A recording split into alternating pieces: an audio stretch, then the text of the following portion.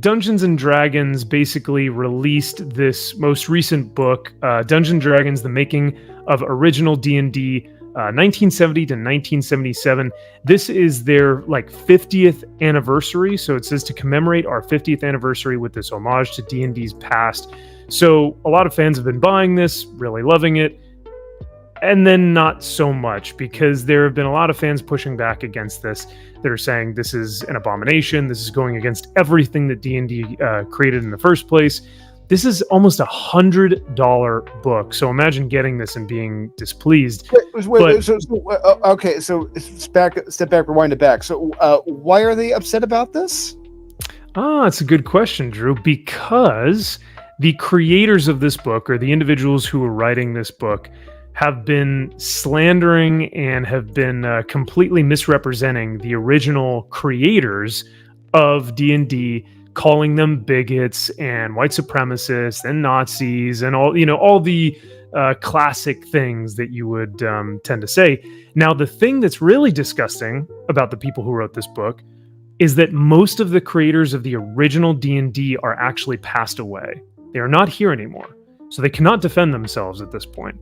So one of the original creators who is still here actually wrote a beautiful but seething review of how bad this book is and how it completely misrepresents everything that these creators stood for. So let me read what the actual book says, and then I'll read his response. And I would love to get y'all's take on this and your reaction to this. So in this 50th anniversary book, it has quotes to say things like, some language in the first iteration of D&D presents a moral quandary. The documents reproduced in this book include many pages of charts and tables alongside lists of monsters, spells, magic items. But the game content also includes a virtual catalog of insensitive and derogatory language, words that are casually hurtful to anyone with a physical or mental disability. Some people have charitably ascribed this language to authors working from bad assumptions. It also goes on to say, the description of the Queen of Chaotic Dragons includes a dig at women's lib.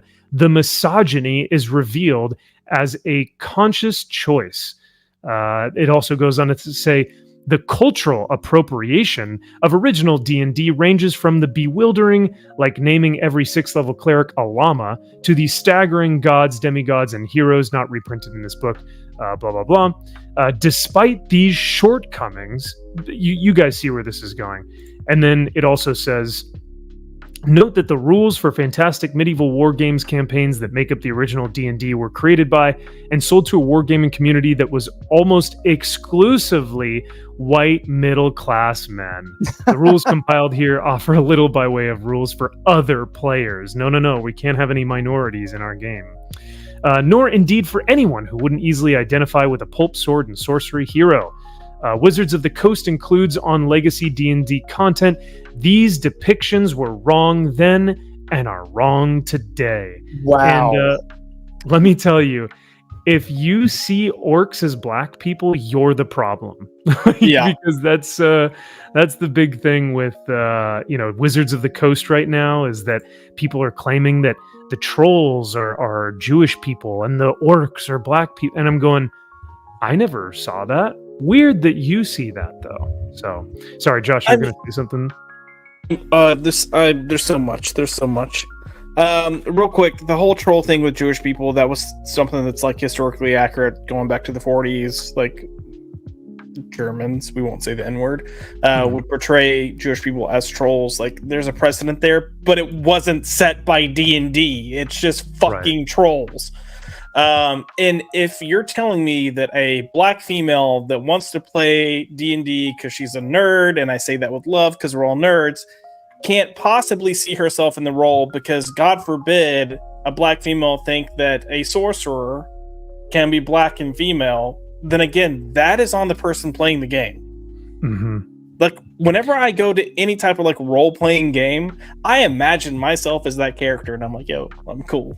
And yeah, I mean, well, think about Warhammer, for example. I am not a 7 or 8 foot tall cybernetically enhanced, monstrous, gigantic being with like lush, flowing golden hair and a sword the size of a normal man. Like, no, but I can try and envision myself during my during my tabletop games, because that's cool, right? And because I have the creative notion to think maybe I can be something that I'm not. Maybe in this tabletop game, I can be something really cool, or maybe I can be an alien species, or maybe I can be a robotic Necron, like Egyptian mummy thing, right? Like, there's so many different aspects of these games that you don't have to see your exact self into it, but you can pretend, you can create, you can do all these imaginative things with the game. It's fucking but like you said, Jesus. exactly. Yeah. And look, I don't think that white males are the problem here, because what I will say is, anytime that I've been somewhere that's a nerd type experience, if someone comes in and they're genuinely curious or genuinely interested, they're usually welcomed with open arms. Oh yeah. Like, you have your offsets, those that are like way far on the spectrum that are like that. Well, actually, you've got those, but they're the exception. They're not the rule. Usually, if you come in and you're interested in learning and playing this game and you want to play it, people are like, heck yeah, let's play it. Like, I'll teach you. Like, I'll lend you some pieces, or you can use my dice, or whatever it might be. They're usually looking for more people to play with them. Yeah. What I do find is that if people that aren't in this white male classification come in to play things, especially if they're another race, their own race will go, oh, that's white people shit, when they mention they're interested in it, or when they say they want to get stuff. So or they'll see the game for what it is, and they'll go, man, that's appropriation, or man, that's culturally insensitive, or man, this and that. And so they want to change what the game is inherently, because they think that it's problematic. And so then it becomes not what the game was intended to be, or the lore is changed because of their own sensitivity, their own fragility, that they can't, for some reason, enjoy the game as it was intended to be played, because they have an issue with it, or they have a problem with it, and they want the developers to change the actual game for them, for their own sensibilities, which is just absolute nonsense. But I go to my game store, I go to Games Workshop on the weekends. Last weekend I was there, I played a game with a friend of mine, and everyone in that game store, autistic or not, which a lot of them are, to be fair, to play Warhammer, even me, I got a little bit of tism, and everyone in that store looked completely different from the next guy. Oh yeah. We had an African American dude from Britain, from the UK. We had 2 Asian gentlemen. We had myself, my friend who is like of Hispanic descent, like just across the board. Doesn't matter who you are. We're playing a game that we enjoy and are having fun. So that's the most disingenuous thing about this whole Dungeons and Dragons thing, is that they continue to try and blame white men when it's never the case. So if I go into my comic shop on Friday nights and Saturdays, that's their like gaming days, where they're like, hey, come play games, or open late, yada yada yada. If I go in there, whether it's Warhammer or Pokemon, because they do Pokemon tournaments on Saturdays, or what is it, World of Warcraft? Is that the other card game that they have? Magic, that's it. Together. Clearly, I don't play games, but the scope of people that are sitting or standing around the tabletops and playing, so vastly different. Like, and I'm not even talking about race. You've got people that like clearly just got off work at the hospital. They're still in their scrubs and they're playing. You've got like the goth kid that's over there with his like bleach black hair that's like hanging down and he's not really saying much. You got the total like comic book shop guy from The Simpsons sitting there. That's the bigger guy, the longer hair, and he's like, "Oh, this is excellent." Like the range. There's a guy that's in his 60s that is a licensed psychiatrist that goes and he plays Warhammer. Like he's always around and it's just this mix. And then the owner's son plays. Like the breadth of the people that are there, it's vastly different. They're all so different from one another. So And you had mentioned something earlier that I also wanted to mention. Are there probably sects of places that are assholes and are super, dismissive or don't like people in their hobby or may push you away or sure, right? But those people tend to be just overall jerks and a-holes, and they tend to be just bad people, or they tend to not be great people. It's not because of your race or your gender or your sexuality. It's because, at least from what I've experienced and from what I can see, a lot of the time there are small sects within these hobbies, within anything that we do, sports, hobbies, work, going to work. There's always going to be that one guy who's just an a-hole, who's just a jerk. And that's going to be with everything that we do. But I think a lot of people attribute it, he's patriarchal, or he's a white supremacist, or he's bigoted, or whatever, when it's just, no, he's just an a-hole. He's just a jerk. So I do think we do have to recognize that, hey, some of those people are out there, but a lot of times they're just, maybe they're not the best at interacting. So to continue with the Dungeons and Dragons 50th anniversary thing that just completely trashed the creators, this is Robert Kuntz. I want to say that correctly because I'm afraid that if I pronounce that any other way, that could be seen as something different. He is the designer of RPGs and board games, fiction and nonfiction author, D&D historian, game and play theorist.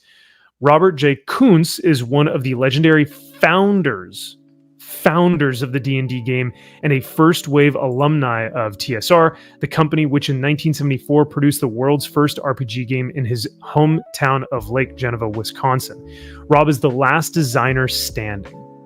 He's it. Out of the original designers of the D&D game, he is the last one. Do we know? I don't actually. Maybe it says in this article, but it goes on to say, from the games you are beginning, and he considers it a huge honor and duty to celebrate the people and sources that were instrumental in birthing and nurturing what he believes is a paradigm shift in game design and game theory. And then it kind of gives his background and what he's done. I don't know if we know how many individuals were there at the beginning to create it and how many have passed away, but he's really the only one who's sticking up for his legacy, for the legacy that he and his friends built.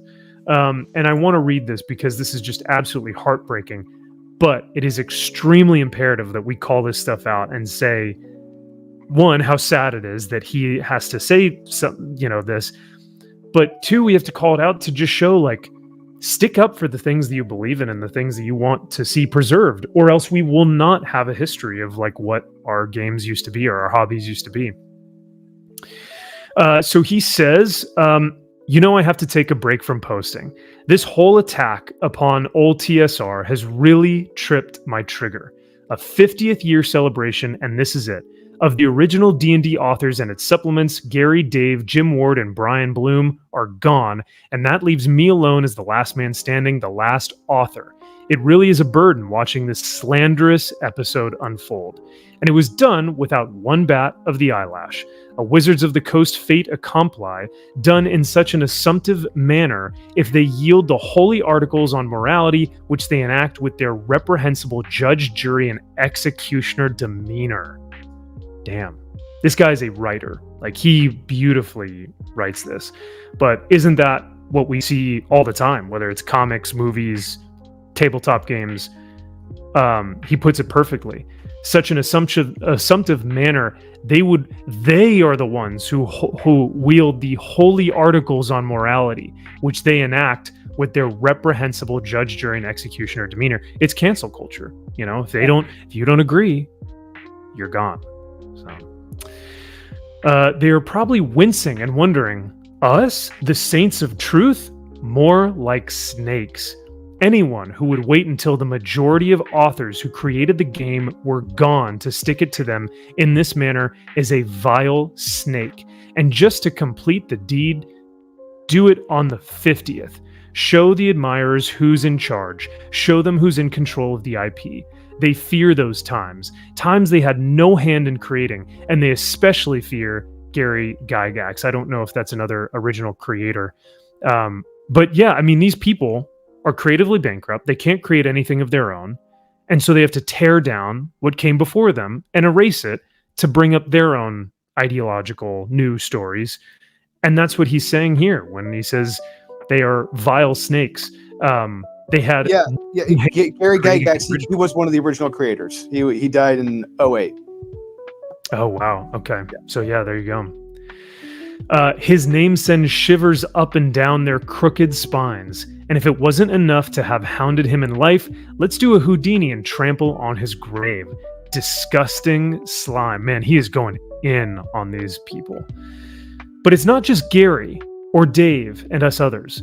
It's also about wanting to wipe out that success and claim it as their own. And in order to do that, the fandom must be attacked as well as that history. Oh, man, he is preaching, dude. This should be posted on every hobby possible to show people this is how these activists infiltrate your hobby and completely change it into something different.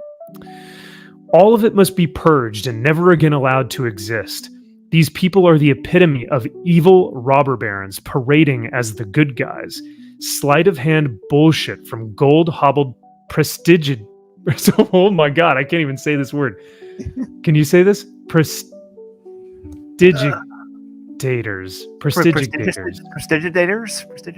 Prestigitators, yeah. Who don't know fantasy or how to summon it. What they know is how to push down on indignation while counting their bottom lines, taking their vacations, and dreaming about their next cafe latte. Posers, one and all. We fought these establishment pukes back in the mid-70s as they gathered about a fledgling TSR to bring it down. Now it's the second round. Robilar may be a little aged, but he's not dead yet. You have made a permanent enemy of many, you stupid coastal wizards. Let's see how many real magic cards you hold besides illusory ones for this battle. Neither sought after nor wanted by me and others. It's just the beginning. You'll get sick of hearing my name soon enough. It's spelled Kuntz. Repost this as I'm taking a few days off. Peace to the brothers. Man, he gets a round of applause for that. So what are y'all's initial thoughts? I mean, this is, you can just feel the man's pain and anger and frustration from what he's experienced as one of the original lasting creators of something beautiful. Do you guys have anything that you took from this or anything that stuck out? Or stuck out? It's great to see a founder who didn't bend the knee, who isn't apologizing, because we've seen that a lot with a lot of people for like something they created back in the day, but he's not. And I guess I got to give him, a round of applause, and I'd buy the guy a drink if I could for sticking to his guns. For sticking to his guns on this. This is outstanding. I love hearing that, and I would just love to see the people who wrote this book, this travesty, like trying to defend, or retort what he just said. That's got to be interesting. Yeah, no, that's such a good point. Because they wouldn't have anything to say. Because that's exactly what they're doing. They're trying to destroy, erase, and quote unquote improve what came before. And that's what all of these cultural vandals do. These we're fixing history. Yeah, right. Cultural vandals and tourists, like hobby tourists. They don't like the hobby. They've never belonged in the hobby. They don't want to be in the hobby, but because it may be popular, or because it may gain them clout, or because they think that they're doing justice, right? They're fighting the wrongdoings of oppressive nations from the past, like they're doing some grand service. It's really sad to see that is the state of now our hobbies and our escapism. But yeah. It really, and it sounds like Wizards of the Coast is really one of the big villains in this whole thing. Oh, 100%. Absolutely. They are a major perpetrator of this whole thing. So, Josh, anything that you took from this or anything that stood out? I mean, I'm glad he's standing his ground. It's what Drew said, and it's just the stupidity of these people kind of coming in and completely missing the point of what D&D is supposed to be. And it's what Drew mentioned at the very beginning. It's escapism, you know, like I've never played D&D, but if I were going to play it, look, I'd want to go all in and really just try to have fun with it. So if I'm a wizard, guess what? I'm showing up to that tabletop wearing a cloak. If I'm a paladin, I'm bringing a toy sword. Like, just get ready. I'm going all in. And the whole thing is that, you know, for an hour or 2 hours or 3 hours or 4 hours or however long we decide to play this game, guess what? I'm not Josh McDonald. Right. So whatever crazy shit that I'm dealing with, whatever, you know, things that aren't the best in my life, I can just let it go. I don't have to worry about race. I don't have to worry about sexuality or orientation or freaking like, I can just come have a good time and play the game. Amen to that. And that's how it should be, right? But it feels like all too much now. It is now, even in Warhammer, we see this a ton in Warhammer. My army that I currently play are the Black Templars. They are religious, religious purgers of heretics. They are the righteous, justified, you know, like they're called angry boys. Like, they are autistically very destructive towards anything that is not for the Emperor. And that's why I love them. It's so over the top and so crazy that they are these kind of religious warriors, these warrior monks that will go out in the name of the Emperor and slaughter everything in their path if it does not adhere to the Emperor's will. That's a fun setting for me. But what people now think of the Black Templars is, oh, they're racist, they're xenophobic, they are what's the other one? There was something else. They were like misogynist or something. But yeah, basically the Warhammer fandom has now said, if you play Black Templars, you should have a red flag. You know, that's a red flag because you're espousing these ideals, these like alt-right ideals. And so if that's the case, you may want to watch out for this guy at your hobby store because he plays Black Templars.